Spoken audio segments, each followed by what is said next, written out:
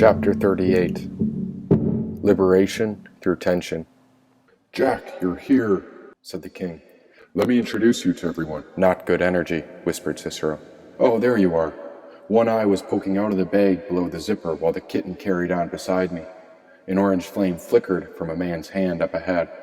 He held on to the lighter and lit the end of a glass tube, while the general next to him inhaled a funnel of white smoke.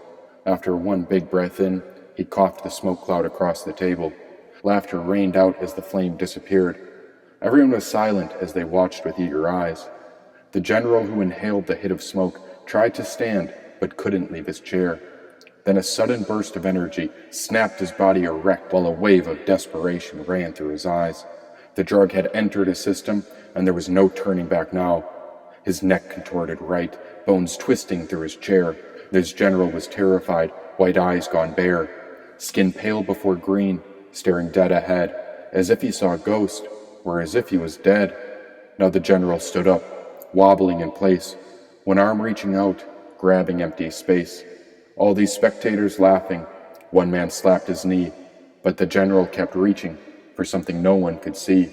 His gaze so convincing, fingers pulling at the air, reaching for something, but nothing was there. "Davis is a goner," laughed the king. "and that's why I don't mess with salvia." Only a moment ago, the general named Davis was living in a powerful body, but now his spirit was swept away with whatever substance he'd inhaled. The smoke was more powerful than this large man's life, and Davis was so afraid to sit down that the other generals forced him back into the chair.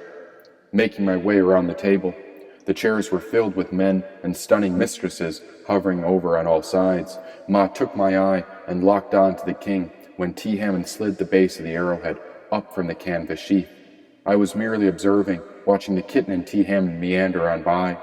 There were drinks and plenty of drugs, for all the top commanders of strange cosmic lands were watching the cards being dealt in the center. Now the king was waving me towards him. "Jack will play for Davis this hand," said the king. Davis lurched at the opportunity to stand and leave the table when the generals released him before he found his way to the back of the room. His open chair was right beside the king, and I didn't dare look at the generals or the women gathered. Ma knew what she was doing, how this was the end, and even I knew they'd pulverize me after she made me do it. Once the deed was done, the kitten and the opossum would scram, and I'd have to fight it out. It's a tough way to die, but at least I get to watch a king turn to a silhouette before I go. "Hey, what are you reaching for?" said a general across the table. I was behind the king when my hand stopped moving the arrowhead up from the canvas. Holding the base still inside my pocket, the king turned towards me.